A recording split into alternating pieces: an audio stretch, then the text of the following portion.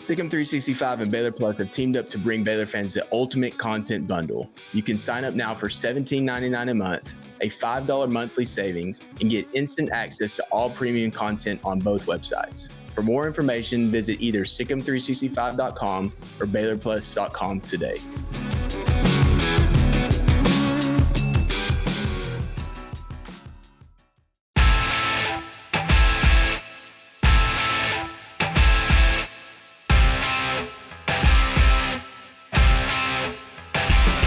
What's up, Baylor fans? Welcome to Inside Baylor Sports, the official daily podcast of Baylor Athletics. It's Friday, November 15th, and today we will discuss the offensive keys of the game for Baylor's trip to Morgantown to face West Virginia on Saturday at 3 p.m. Central Time. But first, here is our recent visit with Baylor junior offensive lineman Omar Aigbedion.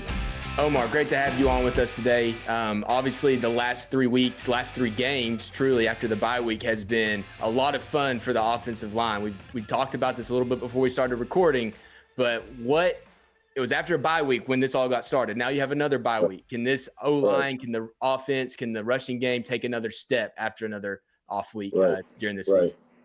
So, I definitely think the first bye week was really, really good for us.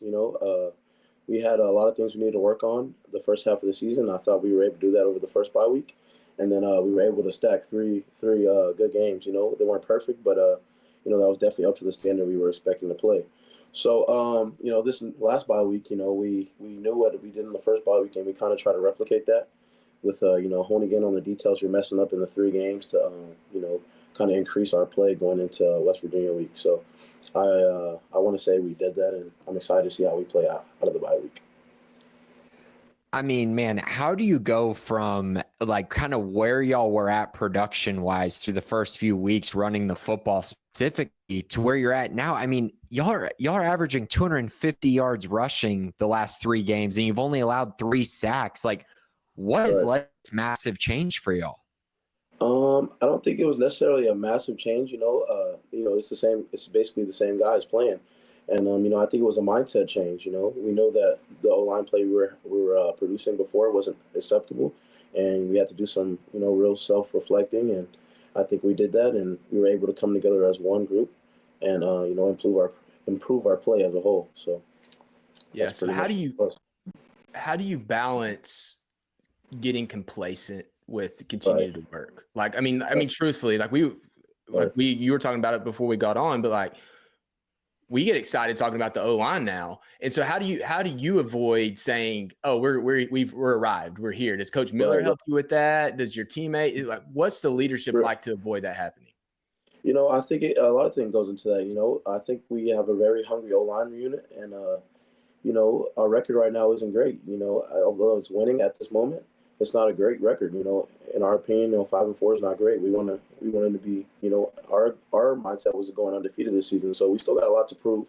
3 games doesn't sum up a whole season. So we still got some more ball to play, and I feel like we still got a lot of people to prove wrong, and a lot of things to prove to ourselves. So. You mentioned that y'all haven't made a lot of changes, but there was one change that has been made since the bye week, and that's Sidney Fugar taking over at left tackle. More consistent. He's been the starter now for these past 3 games. What's he kind of brought to the group? Because I feel like throughout the offseason, there were 4 of y'all that were pretty locked in. Like, y'all, at basically every practice I was at, y'all were starting, but seeing Fugar come in and have the impact that he has, what's he brought to y'all? Right. Sidney's a great player, and I think he brings great energy to our team. He's a guy that always has great energy at practice, and he's a guy that wants to do the things right. And, he's been great to have on the O-line, and I think he's a person that's came a long way, and from week to week I can see his improvement. So I'm happy to have him playing alongside me, and can't wait to see what his future holds. So this is another road game, another test. Obviously you go to these environments that have loud crowds. The last one against Texas Tech, you handle extremely well, but from your position group to know like, hey, we're going to be battling loud crowds, the offense is getting calls in.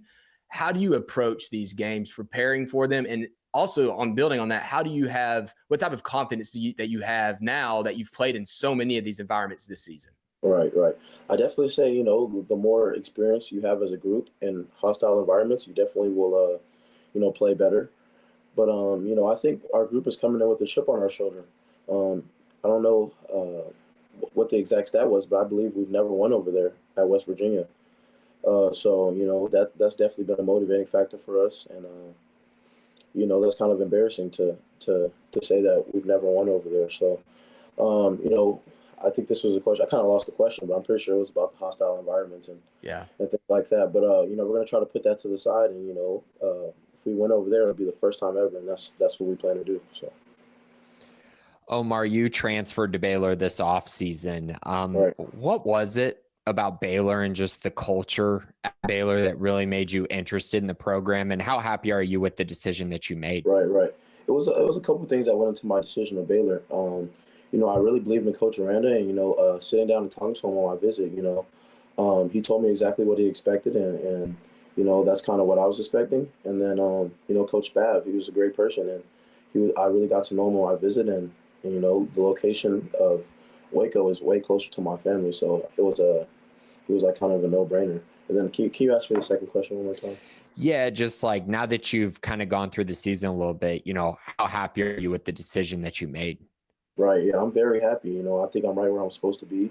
I think I got a group of guys that care about me, and I care about them, and there's nothing I wouldn't do for these guys, and I try every Saturday to lay it on the line for them. So I'm happy to be here. What was the biggest adjustment from you moving from the FCS level to the Big 12? Obviously, you got a spring in Right. and learning a new offensive scheme. But now that that's all settled in, once you started football in the fall, started these games, what was the biggest change for you that you had to make sure that you elevated your game? And it might be something that you're still improving on.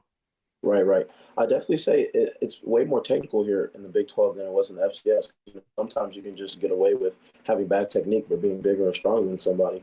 But, really over this, the past spring and this fall camp, and even, I'm still working on it, but I've really tried to advance my technique and, make sure my hands and body are in the right place so I can, dominate on the field and try to recreate the success I've been having. So. What kind of impact do you think Mason Miller has made on your group? What kind of coach is he? Just, talk to me a little bit about what's he doing behind the scenes maybe people aren't seeing on the outside. Right. I think Coach Miller is very, very football savvy, and I think that's the part of our game that he's improved the most. If a guy's moving here, then expect this, or if they're lined up in this, expect this blitz here. And I think that really helped our line a lot. Especially coming off the bye week. But he's a coach that has a lot of energy. He has a lot of energy, but he has a lot of passion for the game. So he's a guy that's definitely respected amongst our group, and I think he's helped us a lot. So I know that I might be misremembering this a little bit, but it feels like you play with an edge. Like you want to get into guys, and you want to. After the plays, there might be a little bit of extra sometimes with you. I've noticed it. Is that something that you just get more confidence as you're playing that you're going to be able to do this, and not necessarily you, but for anyone, and then you're able to impose your will more often against your opponent, whoever's lined up across from you? Right. I think it's all a mindset thing. If it's a one-on-one block, it's me versus you. In my mind, I think I'm winning every time, and I kind of play with a little bit of swagger, a little bit of chippiness, and I think that's what's needed in a good lineman. Somebody who's not scared to get physical, is not scared to do a little bit extra, not scared to block through the whistle. So, being a leader in this group, I think playing with those things are necessary, and it gets the guys going. So, I think that's something I like to do, and it's something I don't know, you see in my game a lot. So. We all get to see the starters and the guys that are playing every single snap and whatnot, but can you kind of talk about some of the young guys that have maybe made big strides through the off season and the season that just maybe impressed you? Right. I'd definitely say Caden Siraki. Both of the Siraki brothers honestly have a lot of talent, and Caden Siraki is probably one of the best freshman centers I've ever seen. His technique and the way he's able to identify the fronts is like no freshman I've ever seen. So he definitely has a bright future ahead of him. I think Colton Thomason, he's came a long way since he's got here. His technique is from where he was when he got here to where it's at now, it's a night and day difference. And then who else would I say? Oh, I say Sean Tompkins too. He's I say we consider him kind of a young guy, But, he has a lot of potential. He's very athletic. On the O-line, I'd probably say he's one of the most athletic and has great feet. He just has to put a couple of things together. But, those three, I would say for sure have a bright future here. So I'm glad to see where it goes. What about practice during this 3-game win streak and obviously 4 weeks worth of practice has changed? And we talked about it before, but you don't want to get complacent, but is there a different level of energy, confidence? What comes with the wins when you're on the practice field? Right. Each week we weren't really focusing on winning this many games in a row. It was going 1-0, 1-0, 1-0. And with that mindset, we were saying every day of practice, every week during practice, on a Tuesday or Wednesday, we're saying we're going to beat them today, so we're going to lock in with that, with an intentional mindset and, really hone in on the details. And we were playing with a lot of physicality during those weeks, and we've continued to do that. But, I just think, nobody's really slacking off or anything like that. Everybody's, ready to go show the world what we can do. So. With y'all starting off 2-4 and you being a leader on this football team, how important was it for you to ensure the conversations needed to make sure that this team was motivated beyond what the coaches were saying? Because it feels like Dave Aranda's mentioned that the leaders on this team really stepped up during that time period. Were there some conversations that you had as well that kind of pointed in that direction too? I would definitely say there were some conversations I had. We were going 2-4. I'd say, it's not easy, going into the next week with a lot of confidence, especially when you have such high expectations for yourself. But, we asked ourselves, do we want to let the season die, or are we going to fight back? And, everybody on the team made that decision. We're going to fight back, This team was a team at the beginning of the year that has a lot of high expectations, and we still do. And, I think our best football is yet to be played, so. Omar, really appreciate your time today, man. It's been fun to watch you guys play, and have safe travels to Morgantown, and good luck this weekend. Yes, sir. Thanks for having me. All right, Grayson, after that visit with Omar, let's move into our offensive keys to the game for Baylor at West Virginia. Obviously, Omar going to be a big part of that, but let's get into more specifically. I'll start with you. What is your first key to Baylor winning this football game? I'm just going to keep it really simple. It's going to be the run game, and that's where I'm going to start with. Baylor was at 104 rushing yards per game before the bye week, and now they're up to over 250 yards. It's actually 285 rushing yards per game the last 3 games. That is just absurd. And I know a lot of people have talked about West Virginia's run defense and, all these things. And yeah, sure, West Virginia as a whole have pretty good run defense, but they've also been gashed a couple times this season. When you look at the Kansas game, the Penn State game, giving up over 200 yards to both of those teams. And then, of course, Cincinnati last week, which I pointed out, if you take away the sacks, Cincinnati ran for 185 yards on that. And K-State averaged 4.4 yards per carry in that matchup. They just didn't run it very often. So I still think this is a matchup where Baylor can run the football. Do I think they're going to get 285 yards rushing? No. But I do think that they can get around, maybe somewhere in that 185 to 215 yard rushing range. And if they do that, that's going to mean great things for this offense. We've seen how that's elevated Sawyer Robertson even more when they've been able to run the football like they have. And so I think in a game like this, if you're able to do that on the road and establish the line of scrimmage, then I think it makes Sawyer Robertson's life even easier and gives him a lot more chances to expose this weak West Virginia secondary. Yeah, I'm really curious to see the changes in approach to West Virginia to this game compared to what they did early in the season before making the defensive coordinator change, because I think that you just saw a defense that was committed to stopping the run no matter what. What are they going to do in terms of their secondary struggled so much that do you back off of that? Do you play your safeties a little bit farther away from the line of scrimmage? Does that open the run game up more? Or does they just say, no, we're not going to change any of that at all. We're going to play guys close to the line of scrimmage. I think I didn't watch the Cincinnati game close enough to really know, but it seems like based on Cincinnati's structure and then rushing for basically 180 yards with 4 sacks, that something changed. Because that's not West Virginia that's not what they had been doing this season. They had not been doing that, especially, Cincinnati runs the ball okay, but not for 185 yards against what was presumably a strong West Virginia defensive front.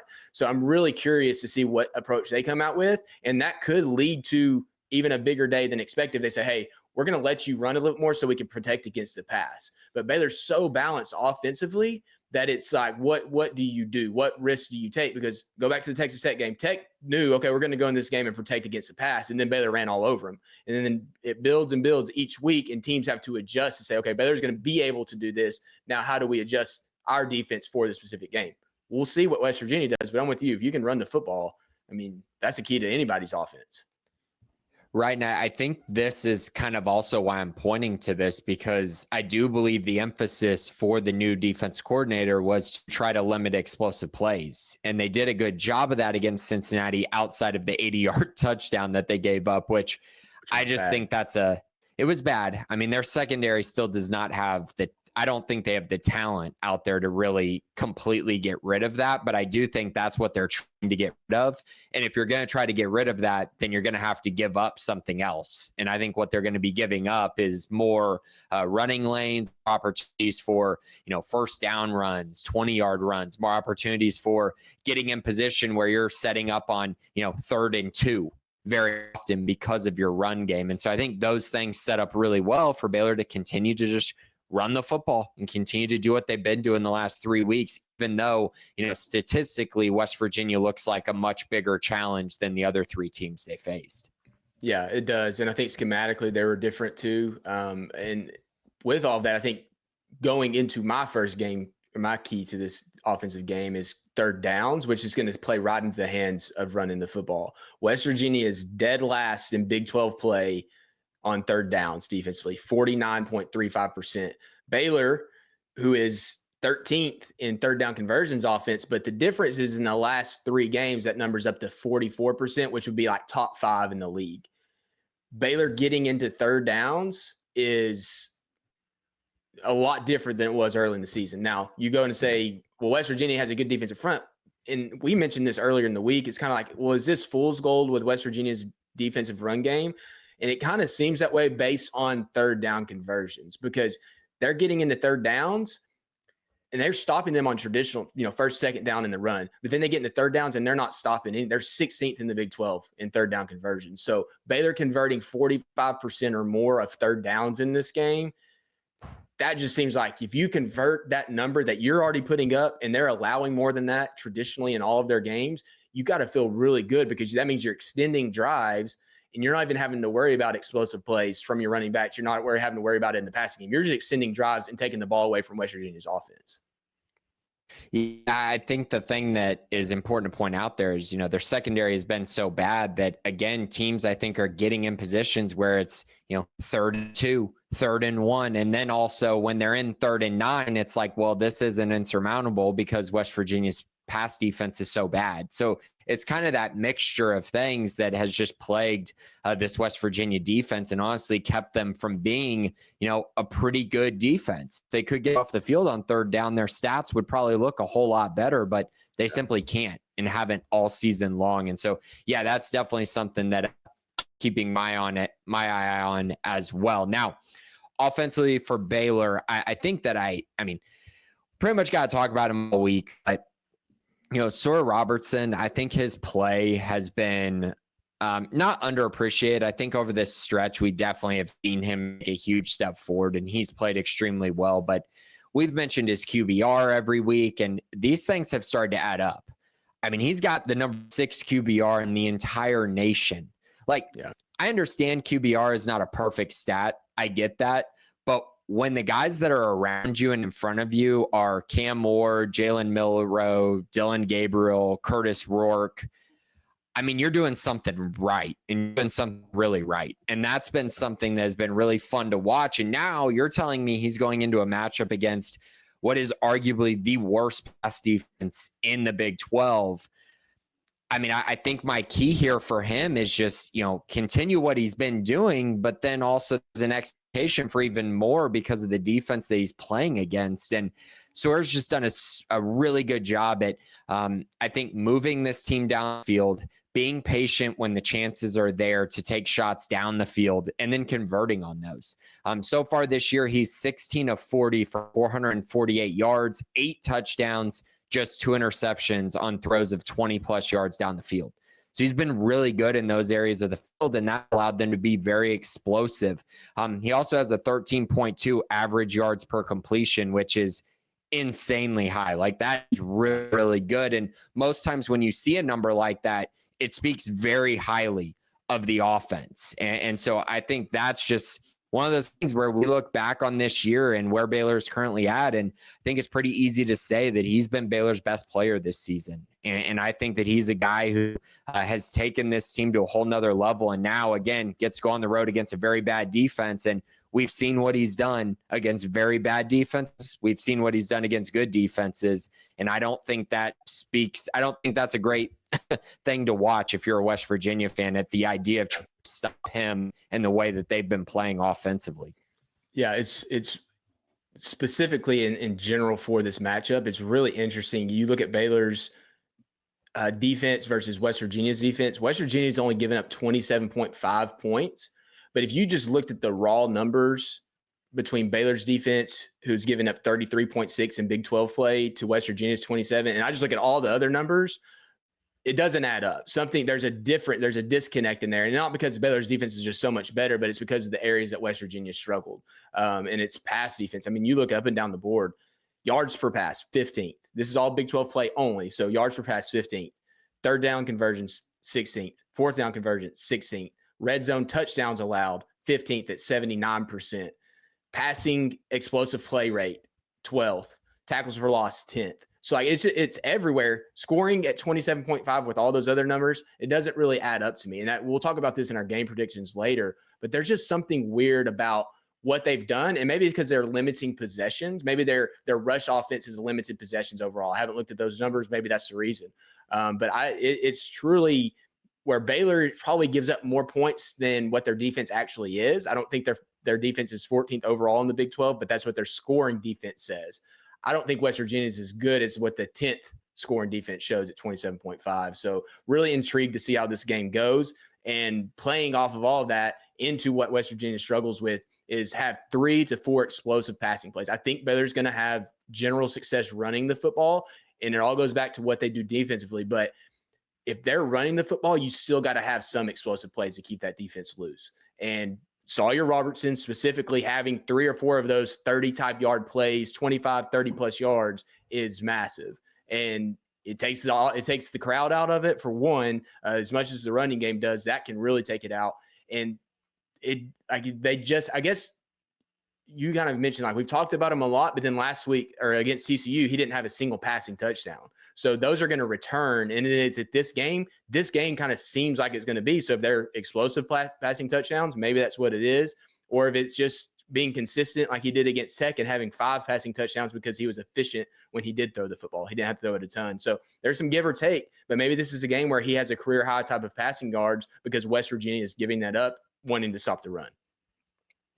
I could see that. I think Baylor's going to do everything they can to establish the run game. So I would be a little surprised if West Virginia decided to, because like them going all out to stop the run feels like a huge mistake, because then it's like, okay, so you're going to put your guys on island against, Baylor's kind of, Baylor has so many different receivers that can kill you in various ways, and then also a quarterback that's playing pretty well. That just seems like a recipe for disaster. But if they choose to go that route, then yeah, Sawyer's probably going to throw for 350, 400 yards. If they can only run the ball for, let's say, 100 yards in this game, then that would be my expectation. Now, that's if Baylor's continuing to operate at the level that they operated at the last 3 weeks. And I don't really see a reason for them not to be able to do that. Like, they've gone on these road environments, they've played these hostile environments already, and they continue to put up points. They've scored really well on the road. I think they're averaging over 30 points a game on the road. So it's not like they've been bad on the road.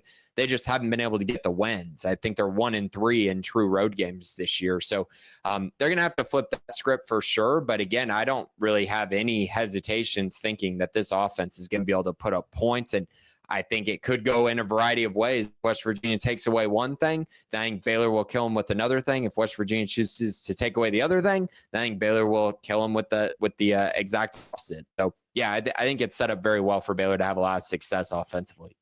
No, I mean, and that's the reality of having a balanced offense, is that it's what do you choose to do? And I would say the one time that Baylor has faced that this year and it's hurt them was against Iowa State. And we saw how that game went. It was just like, you can't really play everything straight up, but then as soon as you commit to doing one thing, your opponent has the ability to expose the other area. And that game kind of snowballed on Baylor. Obviously, as we know, Baylor was in the lead in the middle of the third quarter, and then it just 3 punts and the game got out of control. And, you don't want that to happen again, obviously. I don't know if West Virginia offensively, I don't think that whoever they play at quarterback's not like Rocco Becht. I don't think he's nearly as good if it's Green or Nico. Baylor has to go in this game with a balanced offensive approach and take what they give. And I think Jake Spavital's built this offense to do that. He mentioned to us, I believe it was, where he's basically saying, I'm calling a run play until it's got to be changed. And that's what their mindset's going to be in every single game. And fortunately, the last 3 games, they've had that ability to run the football first and foremost, and then the passing game supplemented that. And it's made Sawyer's life a lot easier. I mean, yeah, his QBR, which equates his legs, it equates getting first downs, big plays, everything is really high. I don't know. He was still playing good passing football before Baylor started running the ball. Once they started running the ball, he's become more efficient in my mind. Yeah, he was still good even when they weren't running the football. But I think as a team, you can see the steps that they took, because I think the Iowa State game and really the BYU game as well, the reason they lost those games, if you want to just point to one thing, it's because they couldn't run the football. Yeah, I mean, the Iowa State game, it started becoming 3 and out, 3 and out, 3 and out, and then touchdown. And that's really hard to ask of your defense to keep on the field, and you've taken no time off the clock. Meanwhile, Iowa State just keeps scoring and you have no ability to run the ball, and you're asking Sawyer to, just stand in the pocket, get hit, and try to make a bunch of throws. And that's a recipe for disaster. And against BYU, he turned the ball over against BYU because they were one-dimensional in my eyes. I mean, obviously, first throw of the game is kind of more of a schematic type thing, but still, in general, I think that makes his life much easier when they can run the football. And I don't really see a reason why they won't be able to run football effectively against West Virginia, but they're going to have to, in my eyes. Like, I think they do need to run the football and establish something up front, unless they're just going crazy and throws for 400 yards, then sure. Yeah, they wouldn't need a rushing attack. Well, you don't want to have to do that on the road. I mean, at the end of the day, you start putting in the harm's way. You want your running back to protect the football, but it's much lower risk in a crowd like that, especially you give them a little bit of life. It's been talked about. They're still in the Big 12 championship race. Like, they have something to play for, even with all of their struggles and all their fans being upset. They win this game and they have an outside shot of making the Big 12 championship game, which is crazy to think with all of their struggles. And we talked about their defense. And is this a Big 12 title contending team in West Virginia? I don't think so. Just like I don't necessarily think Baylor is. It's two teams that are fighting to elevate the end of the season, win 8 games, win 9 games with a bowl game type situation. And I think going back to the Iowa State game for a second, if there's one game that Baylor could have a do-over, I think it's that game, because you look at what Iowa State has struggled with at the back half of the season, it's stopping the run. And in that game, Baylor could not run the football. Now they're running the football. And it's like, that is like the perfect redo game. You talk about the Colorado game, the Hail Mary. I don't think you want to play that game necessarily anymore because of your secondary, but because of what Baylor's able to do offensively, that game would be perfect for a redo. Not to get off track too much here, but that would be the game. And we've seen the last 2 weeks, Iowa State's just been exposed running the football against Texas Tech and then obviously against Kansas. I mean, I throw in the Utah game as well, because that team looks terrible. Yeah. I mean, they don't look very good at all. Yeah. Right. Yeah. I mean, they didn't score a single point with Zach Wilson against Baylor. And so that's where you're just kind of like, okay, well, if they had played again with Sawyer Robertson at quarterback and no Cam Rising for that first half, feel pretty confident that Baylor wins that football game. And so, yeah, I mean, going back on things like that's tough, right? Because when Baylor played Iowa State, they're undefeated, still have all these, hopes in front of them. Their team isn't completely decimated by injury quite yet. But that's college football for you. Now Baylor's got to focus on trying to win these games going forward. And, they're going to face, three challenges here, 3 challenges in a row, teams that are fighting for something still, at least at the present moment. And it all starts, against this West Virginia team in which, they're going to be given a really good matchup, and now it's about taking advantage of that. And so I think my last takeaway, my last, key to this game for Baylor's offense is not turning the football over. I truly just don't think that West Virginia has the capabilities of scoring what they're going to need to score against Baylor to win this game unless Baylor turns the ball over.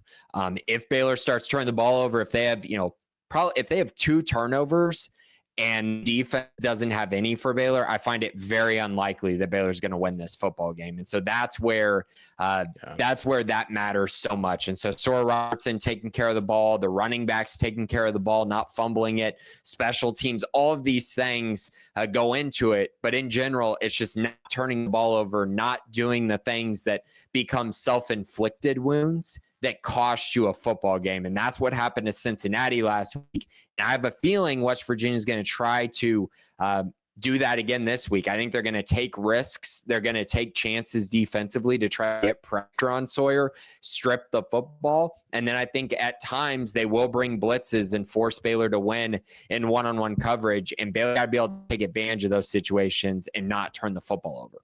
Yeah, this is obviously my last key too, and I think it's a great building block. But West Virginia, put it in perspective, the last in league play have 8 forced turnovers. 3 of those came against Cincinnati in one game. So before that, they were already not forcing turnovers. They get this, it was a little bump, helps them win the game. Can they repeat that? Can they make that happen again? Baylor, exactly what you said, can't go into this game being lackadaisical with the football. I don't expect them to. That's not something they have done. But they have to be conscious of controlling the football, because I think even if it comes, I don't want them to be conservative offensively, but even if it comes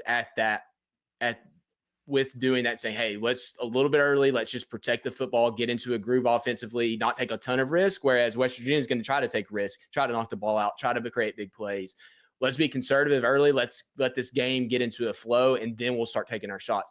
That might not be what Baylor fans want to hear, because you want to start fast. But if you go the opposite way and you go out and you throw an interception early because West Virginia is willing to gamble, even though they might give up a big play on the back end of it, then that sets you up for something that snowballs. Baylor can't afford to do that. You got to let this game kind of get under control and go in and play. And then on the opposite side, they don't force a lot of turnovers. Baylor has not given it up. They've only had 6 turnovers in Big 12 play, and that's including the Utah game. And that's a distinct difference of Baylor not giving up the ball, West Virginia not creating turnovers. I think it sets up well, but you just can't let it beat you. Like, this can't be the game that it beats you and it causes you to lose the game. And you think about that, the BYU game, 2 of those turnovers of Baylor's 6 came at the end of the game when Baylor's 4, or one at the beginning of the game where it was on a tip ball, and the one late where they're trying to force it. So I'm really anxious to see how Baylor controls and plays efficient offense. I think they can. And if you take a look back at 2022, when, in my eyes, Baylor clearly had the better football team, Baylor got careless with the football, and really the biggest play of the game was Shapen gets sacked right before halftime. Baylor's about to get down the field and at least kick a field goal. He fumbles the ball, turn touchdown right before halftime, and you go into the break. I think they ended up being up 4 because of that, instead of up by 14 or up by, even more than that. And so it's just those things can flip games, especially on the road. You start giving a team confidence, that's where it just becomes something that can get a little scary, especially at a place in Morgantown. And that was one of those games that you can easily point to and go, yeah, Baylor drove up and down the field the entire game. When Blake Shapen was in the game, that West Virginia was not stopping them at all. And Baylor ends up putting up, I think, 41 points in that game, but they lose because of those key turnovers, and especially the one right before half. Yeah. I mean, you can't go up there. And truly, you look at all through Baylor's 6 losses there in their history, and almost every game you can point to a turnover that impacted the game. And you can say that about a lot of games, but I think distinctly in those games that it resulted. 2018 aside, West Virginia blew the doors off Baylor, but Baylor had turnovers in that game. 2014, we know the story there. Obviously, 2022 that you're just mentioning. So with all that, let's get in our game predictions for this. And I have my mind on a particular score, and I'll explain why, but I want to hear yours first and then let you be the guinea pig here. Okay, gonna make me go first. That's fine. I've had my game score. Yeah, I always do. I've had my game score for the past week. I helped write an article for the one of the West Virginia rival sites this week. So I've already had the score in my mind. I kind of went through a bunch of various results, and this one just felt the one I was most comfortable with. And I could see it being, very different. But I think in general, I think Baylor's going to win this game by 2 scores. That's kind of where I've kind of found myself going into this game. 2 field goals or 2 touchdowns? Well, no, 2 scores. So at least 8 points. Yeah. So I think for me, this is one of those games where I just don't think West Virginia is going to be able to stop Baylor consistently enough. And I don't think West Virginia's offense is going to be able to put up enough points to keep up with Baylor either. And so for that reason, I just think Baylor is ultimately the better football team, the more complete football team, and I believe the best player on the field at the most important position. And so for me, I think Baylor's going to go into Morgantown. I think they're going to get a little bit of a lead early, and I think they're going to keep that lead throughout. So I got Baylor winning this one 34-24. I could see it being more than that, but I think a 10-point spread seems fair going into a tough environment that they'll be facing. So again, I got the Bears winning 34-24. Yeah, I like that. I like where your head's at on this score. Looking at these, and one of the things I track is really just comparing stats across the board. So what is Baylor giving up? What is Baylor scoring points wise compared to what their opponents typically do? It's a pretty standard way of doing things, but you look at Baylor's offense in every game dating back to Colorado, with the exception of the Iowa State game, which Iowa State's defense is cratering right now.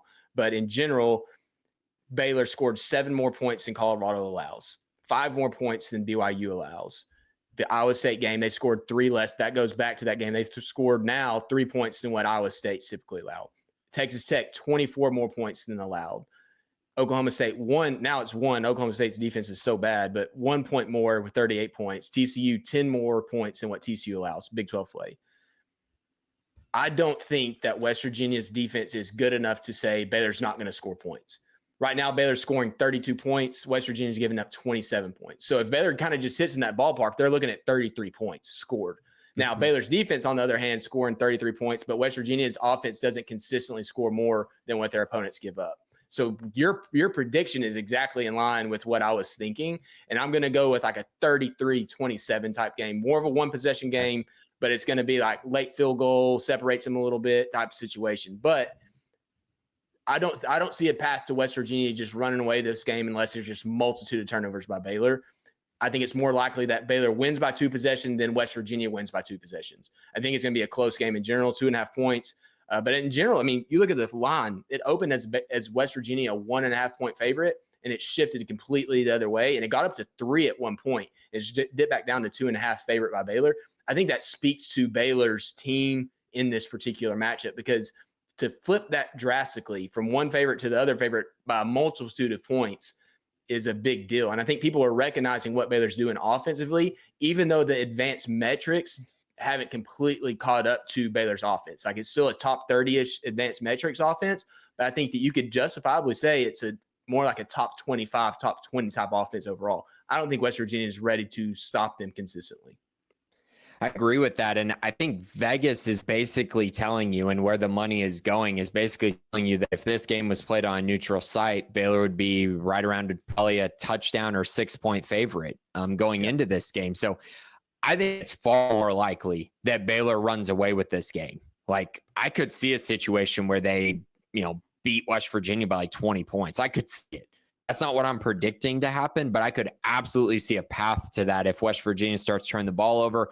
I also think that the other thing to keep in mind, and I know we haven't mentioned it a lot specifically, but West Virginia is just 2-3 at home this year.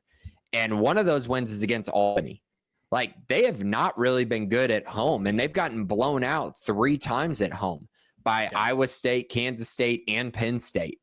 I think Baylor is somewhere in line with those teams. I mean, I know they lost Iowa State badly, but I think they're somewhere in that ballpark of they could win this game by 2 scores, or they could just find a way to win this game. But again, 2-3 home record in Morgantown, that's not what West Virginia is used to. And so I don't think this home field advantage is really going to move the needle much more than what Baylor's already faced. I don't think it's going to be a new challenge for them going into that environment. And so again, therefore, I feel more confident with the way Baylor is playing right now, as opposed to counting on a West Virginia team that beat up on a bad Arizona team and then beat a Cincinnati team in a game they had no business winning. I just don't really feel confident in saying, oh yeah, that team that we've seen over the past 2 weeks versus this Baylor team we've seen over the last month, I don't feel comfortable saying that they should win this game or will win this game. Yeah, I think the true X factor is if Garrett Green returns and is just full on effective and comes in and is able to run the football, Baylor can't stop it, then it's going to flip. I just worry about him being willing to go out if it was a concussion he was dealing with, playing efficiently for starters, but then also being willing to go and take big hits and how they protect him. All biases aside, if I'm looking at this game from a third party and saying, I don't have an affiliation, if I looked at Baylor's resume versus West Virginia's resume, but I thought Baylor was TCU, I'm picking TCU to win this game. And that's kind of my mindset. I have to look at it that way. Like, nothing really says that West Virginia matches up well. Like, offensively across the board against West Virginia's defense, excluding the run game totals and the what they've done in the yards per carry, Baylor matches up with them extremely well. Defensively, it's like a push in terms of Baylor's defense for their offense. Like, it's just kind of like it's strength versus strength, weakness versus weakness in a lot of ways. And that leads me back to Baylor's offense. Like, Baylor should be able to score enough points to win this game where West Virginia won't be able to do it consistently enough. So I'm anxious to see how it plays out. I mean, it's a big opportunity for Baylor to get a win in Morgantown. Omar mentioned in our interview with him, like, we know that Baylor's never won up there, even though we might not be discussing it that much. It's something that we've discussed, internally. And they're kind of taking that to heart. And I think they'll come out focused and ready to play in this game. They absolutely should, because they've been on a crash course right now of these last few weeks. They're just checking off the list. I mean, literally all these few games. I mean, beating TCU, for the first time in a while, and the second time in a decade. Game. Yeah, winning a one-possession game, winning a Big 12 home game against Oklahoma State, which they hadn't done in 2 years. Like, they're checking off the list a little bit right now. And so going into this game, I mean, if they're able to check off another one, you got feeling really good. I will also say, I think this game is very important for Baylor from the standpoint of, if you lose this game and then you somehow go into Houston and Houston plays really well and you lose that game, it's going to be difficult going into that last game if you don't have 6 wins already. I mean, there's going to be a lot of nervousness, a lot of anxiety going into that game. They need to get that part of this checked off before the last game of the year. And I think this West Virginia game is a great path for that. I also think that if you win this game, it sets up very nicely for you to be able to potentially finish 2-0 and then, be a team that everyone's like, holy cow, how did they just finish 8-4 on the season? I think there's a path to it.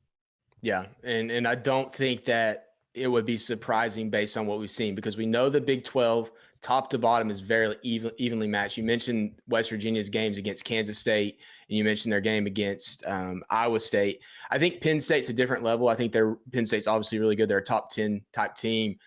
I think that the rest of those games at this juncture of the season, Baylor versus Kansas State, Baylor versus Iowa State, going to be very evenly matched. Yeah. And it's not like those teams are just far superior to what Baylor's going to put on the field against West Virginia versus what those teams played against West Virginia. The X factor being Garrett Green being healthy and willing to play, but he played in those games too. So I'm really, really intrigued to see. And we've seen it with Kansas State. I mean, the Kansas State and Iowa State losing multiple games. I mean, Kansas State lost to Houston. So like there's nothing that separates them from being this great team versus a good team, but not an elite team that West Virginia played.